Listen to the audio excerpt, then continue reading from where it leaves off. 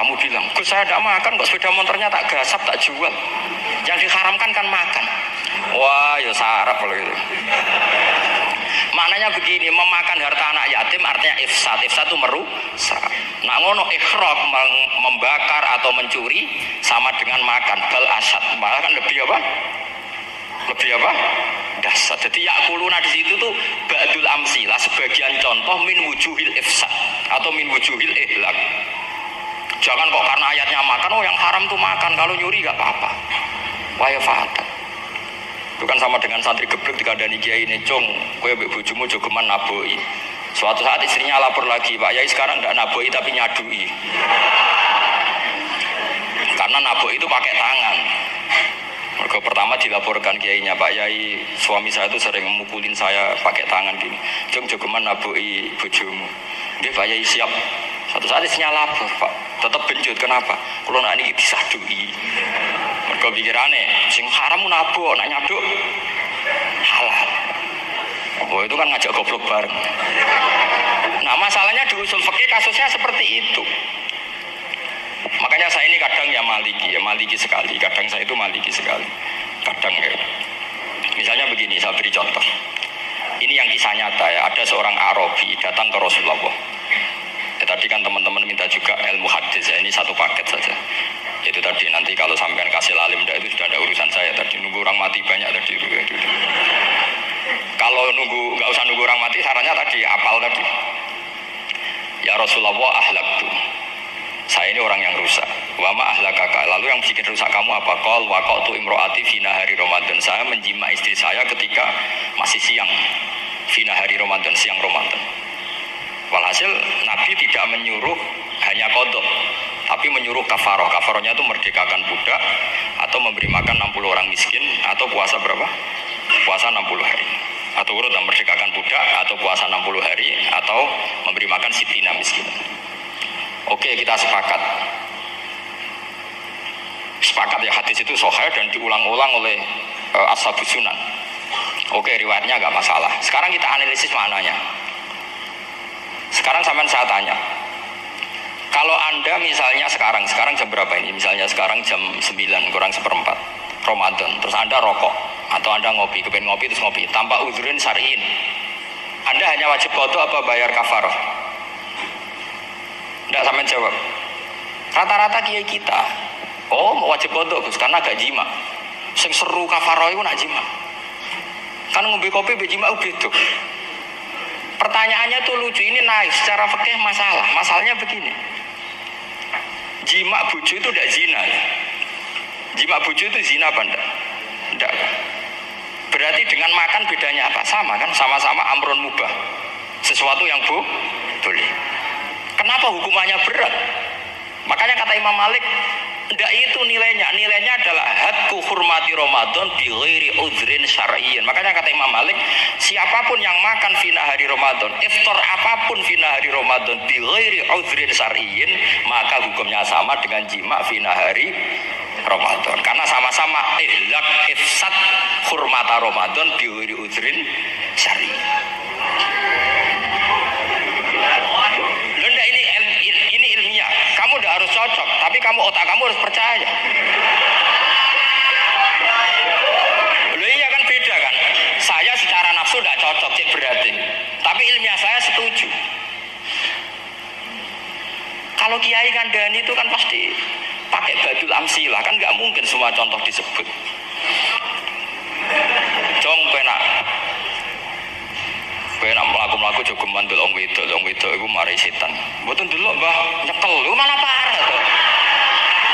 Enggak bisa. Makanya ini masalahnya lafaz. Ini kembali ke Imam Syafi'i bilisanin arabiyyim mubin. Ketika seorang kiai bilang cung jogeman delok cawe itu adalah mengungkapkan al-muharramat. Bukan mentaksis yang haram itu hanya melihat. Saya ulang lagi ya, ketika seorang kiai bilang cung jogeman delok wedok sing haram, itu semangatnya adalah melawan keharaman, bukan mentaksis yang haram hanya delok. Itu di Quran normal semua, di semua lugat ya biasa. Itu kan sama seperti misalnya seorang bang ngasih uang cucunya, cung tak kayak duit 100.000, cung gue tuku es. Terus kowe mendingan. Nah, aku tuku es haram iki kan ngongkone tuku es. Lah kepen putumu mati kan nyeben 1.000 gue tuku es. Ya mulai dulu istilahnya nambahnya ke ibu tuh cung 1.000 gue tuku es. Cara wong kuno. Nah, maksudnya itu pokoke umume cah cilik senane es menyebut. Ya sudah seperti itu. Sama seperti Quran menghentikan begini. Ini memang salate yang fikih dulu, yang pokok-pokok. Di antara yang enggak boleh dikawin adalah wa antasma'u bainal ukhtaini illa ma qad salah. Kamu enggak boleh menikahi Sri dan Zainab, kakak beradik. Sudah sepakat nggih? Fi nikahin wahid enggak boleh al jam'u bainal ukhtain. Jadi mbaknya kamu kawin, adiknya kamu kawin fi nikahin wahid. Tapi nak ngeduni boleh, berarti kan dengan waktu yang berbeda. Quran hanya menyebut itu. Kemudian Rasulullah zaman Sugeng itu hanya nambahi wala binal mar'ati wa ammatiha wala binal mar'ati wa kholatiha. Juga gak boleh menikahi ponaan plus buliknya. Baik bulik dari bapak yaitu ammah maupun bulik dari ibu disebut apa? Kholah. Kemudian ulama fikih merasa ada yang kurang, ditambahi lagi. Dua perempuan yang andekan yang satu itu lelaki kok haram nikah, berarti haram jam'u fi nikahin wahid. Misalnya cucu Rabibahnya boleh enggak? Enggak boleh kan? Berarti kalau sampai mengumpulkan cucu dan mbahnya fi nikahin wahid juga enggak boleh. Tapi orang yang waras itu tidak akan nyalahkan Quran ketika tidak lengkap. Wa antasma'u binal ukhtain ila ma qad sal, ini tidak lengkap. Yang haram kan tidak hanya jamu binal ukhtain, termasuk mengumpulkan cucu dan mbahnya. Karena Quran enggak mau dengan logika tidak waras itu tidak mau. Taruh saja orang itu rata-rata mbahnya kan umur 70 tahun. Cucunya umur 17 tahun. Kebayang nggak kamu nikahi? Sehingga adik kan boleh bareng, mesti kamu milih bareng. Makanya Quran hanya bakas wa antasma'u final ukhtain, karena yang mungkin masih menggugah selera itu dua. Tapi kalau cucu sama mbahnya itu, kalau ada yang masih selera kan ya sarap dulu. Tapi fikih sebagai kaidah tetap menerangkan termasuk yang haram jam'u adalah bainal mar'ati wajib dadiha. Paham sih maksudnya? Artinya ketika menyebut itu tidak jaminan merangkum semua hukum, tapi ba'dul amsilah. Fa'inal akila yaktafiya bi isyaratil ba'di. Karena orang kalau punya akal di isyaroi sebagian sudah paham. Ini penting kalau aturakan. Jadi ini penting.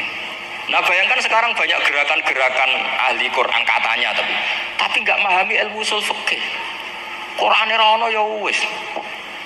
Nang Quran ra ono cerita harame asu, nak ngono asu ya halal. Ora ono Qurane. Sing ra ono iku tekem ora Qurane kok aneh-aneh. Itu kan sama terus sampean misalnya tadi jam 09.00 Ramadan tambah ujurin sarian terus mangan mie rokokan. Itu kan melecehkan Ramadan biwiri uzrin syariyin. Karena melecehkan hurmata Ramadan kena sanksi separah itu. Jangan kamu terus bilang, tapi Nabi hanya bilang masalah jima fina Ramadan. Jima istri itu hukumnya itu tidak zina, hukumnya itu mubah sama dengan makan. Ini cara mazhab Maliki, tapi kita alhamdulillah mazhab Syafi'i. Ya, sangat-sangat Syafi'i. Dalam banyak hal sangat-sangat Syafi'i. Tapi dalam banyak hal kadang-kadang saya Maliki. Ya, itu kan kalau sampean tanya kenapa gitu, ya hikmahnya baca banyak saja.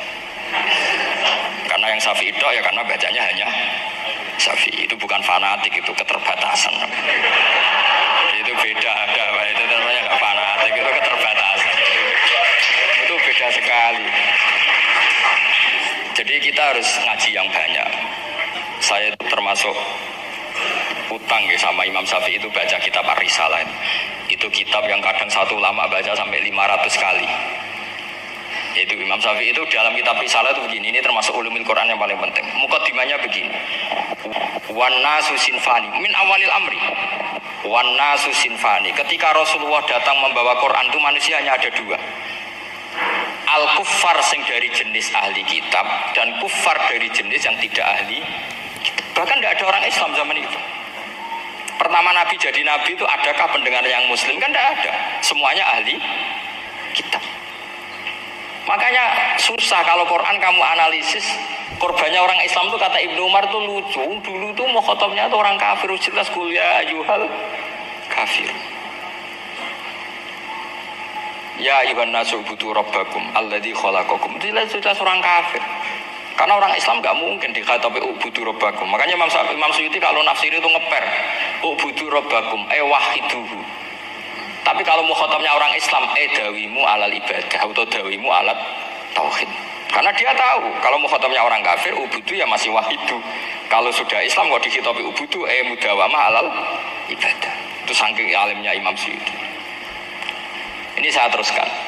Kalau mukhatabnya itu orang kafir ahli kitab, itu kemungkinannya ya dua cara mereaksi Quran, yaitu disebut lam yakunil ladzina kafaru min ahlil kitabi wal musyrikina munfakina hatta ta'tiyahumul.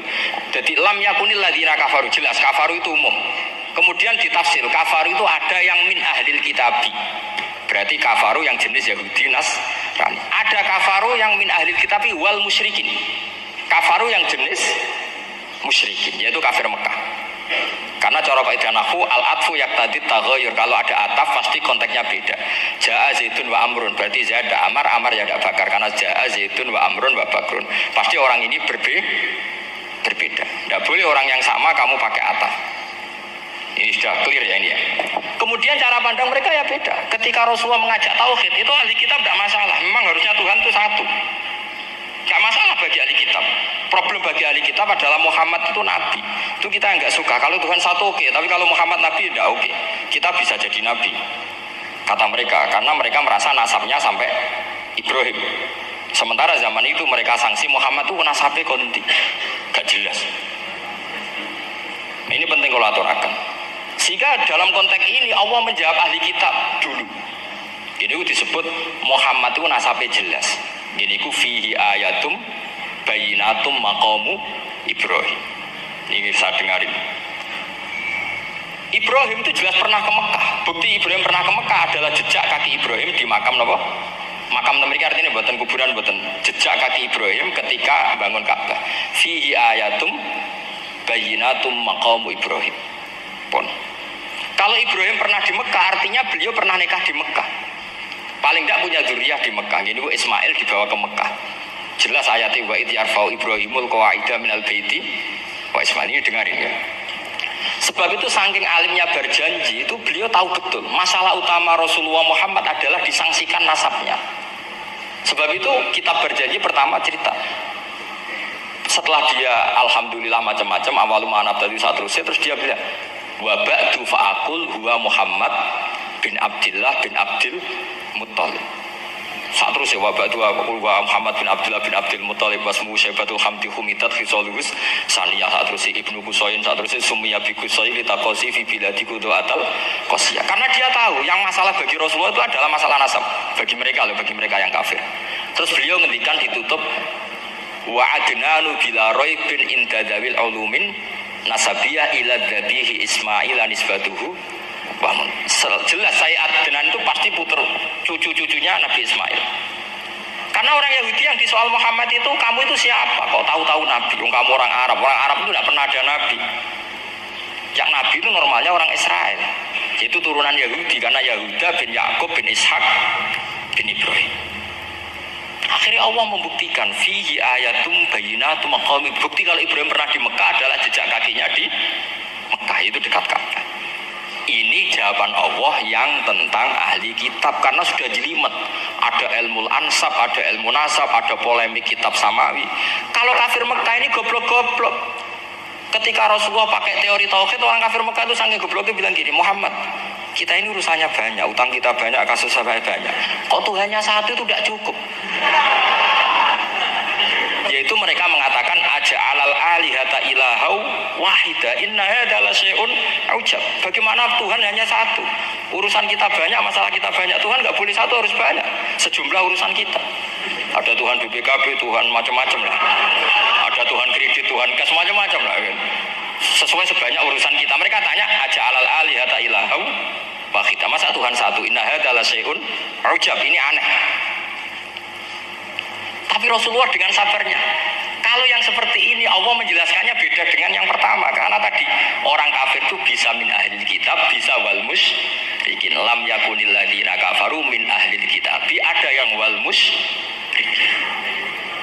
Semuanya ini tidak pernah munfakina hatta ta'tiyahumul bayyinah. Mereka tidak pernah tercerabut dari pikiran mereka, dari mainstream mereka, sampai ada bayyinah. Bayyinah itu kejelasan kebenaran atau benar yang begitu jelas.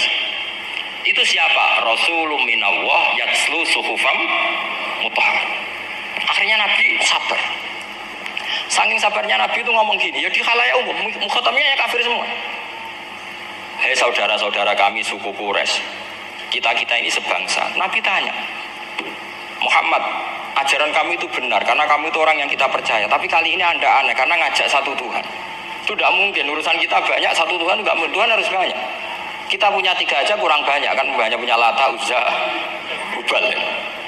Rasulullah dengan sabarnya ngendikan gini, hei kaumku, kalau kamu jadi pembantu, jadi buruh, senang mana punya majikan banyak sama majikan satu. Kalau majikannya banyak, itu perintahnya beda-beda, seleranya beda. Semua harus kamu lakoni, semua harus kamu taklui karena kamu harus nurut. Wah ya repot mat kalau di majikan banyak, ngerepoti mesti. Rasulullah tinggal nimpali, Tuhan kamu itu majikan kamu. Kalau Tuhannya banyak, perintahnya ya banyak, seleranya beda-beda. Kamu bingung nggak? Wah ya bingung mat, ya udah lah mat, satu aja. Akhirnya mereka masuk Islam.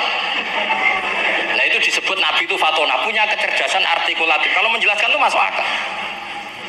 Nah itu disebut dorobawahu matalar rojulan fihi syuraka'u mutasyakisuna wa rojulan salamal lirojul hal yastiawiyani masalah alhamdulillah. Nah ini penting. Allah membuat satu perumpamaan bagaimana ada satu pembantu yang punya majikan banyak, yang berbeda-beda seleranya, berbeda-beda perintahnya. Dengan kalau hanya satu majikan, apakah sama? Mereka jawab tidak sama, enak punya satu majikan. Begitulah Tuhan kamu harusnya satu. Assalamualaikum warahmatullahi wabarakatuh.